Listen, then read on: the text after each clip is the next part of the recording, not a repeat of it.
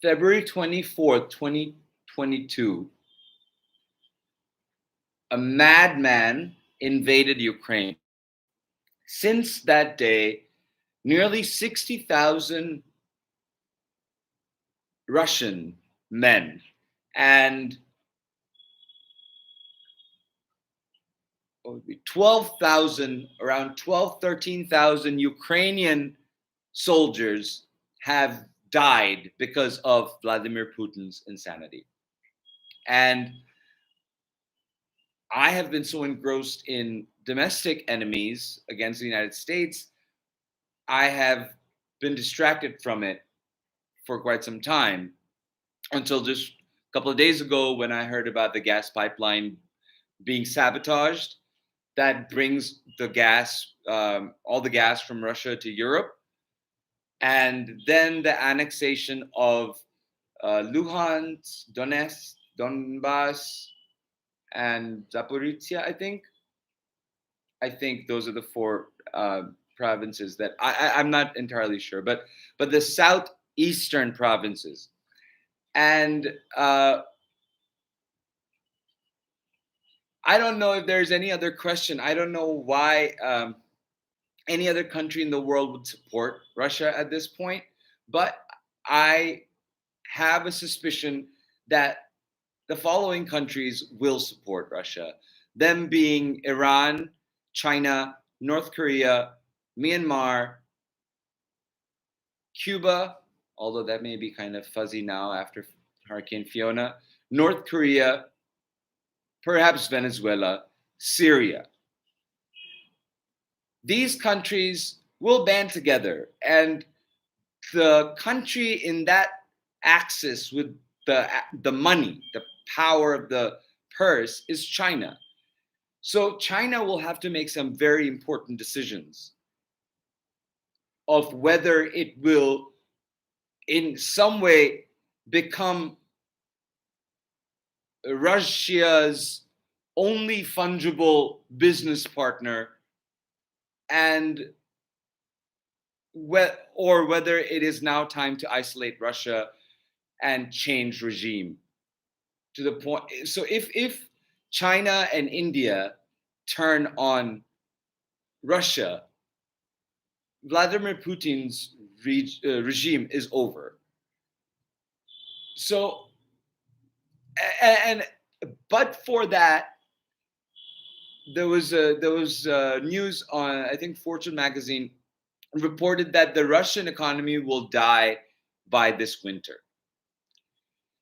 because Living in Russia is a channel that I listen to from a Russian gentleman who gives you the real perspective. He had to flee and is now in Uzbekistan because of it. And he himself says that it's going to be a collapse of the economy because working aged men have left and are leaving in droves. And this is probably Vladimir Putin's stupidest move. Russia is getting closer and closer to being a rogue state. And that I don't think the world has ever been in such a dangerous predicament, even before World War II, because this would mean that this failed state would have the most amount of nuclear weapons of any country in the world. Not in the United States.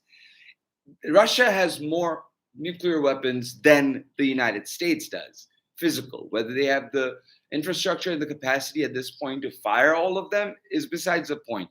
You can, turn the world into a nuclear holocaust with 100 large bombs, considering this arsenal that Russia has. And Russia has some really scary bombs, nuclear bombs. So short of that, there's always the tax on the Zaporizhia nuclear plant and I think it's a Mykolaiv nuclear plant, or near it, so as to escape the accusation of deliberate assault on nuclear plants.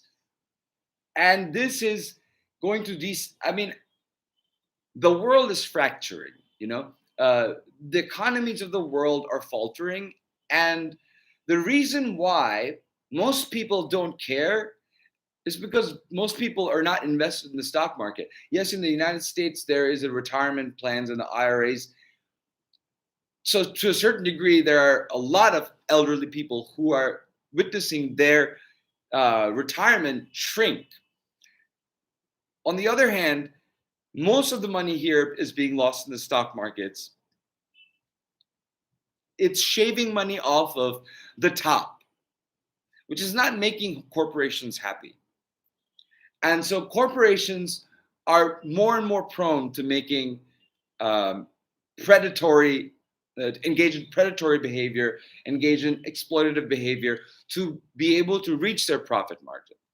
So this is an example of what happens when we live in a world that is capitalism unchecked, where it operates in a void without in an ideological vacuum of not good, bad, but just money.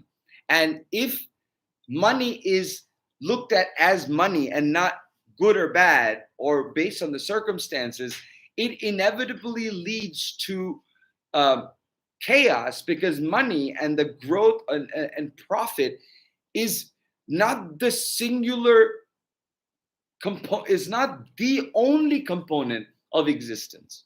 It is a very important component of existence, but it is not the only. So by making money so important, it creates this idea that everybody wants to get there, but no one can really, except for very few people. And it creates a disparity and it creates discord. And when you have a system like that and one thing goes wrong, it starts wobbling. Two things go wrong. Well, now it's on two legs when it's supposed to be on four legs, you know? And we currently, right now, on the 1st of October 2022, are at a place where it has broken all its legs, and it is on an ever tiring and seemingly insurmountable journey to repair. And at every step of the way, whether it be climate change or whether it be domestic enemies, whether it be protests, whether it be exploitation of the masses, whether it be demeaning people, whether it be fascism, these are all now together. And the invasion, the Ukrainian invasion, and then annexation, and then what's happening in the South China Sea with China, Taiwan, and the United States. I don't think we have ever been in a place that is more dangerous. And I don't know whether Putin will end up being more of a villain than Hitler or not. But I mean, he's definitely gunning for it. So I don't know what will happen until China and India rebuke and completely stonewall Russia. Russia has to collapse completely for them to turn on Putin. And I believe that time is coming.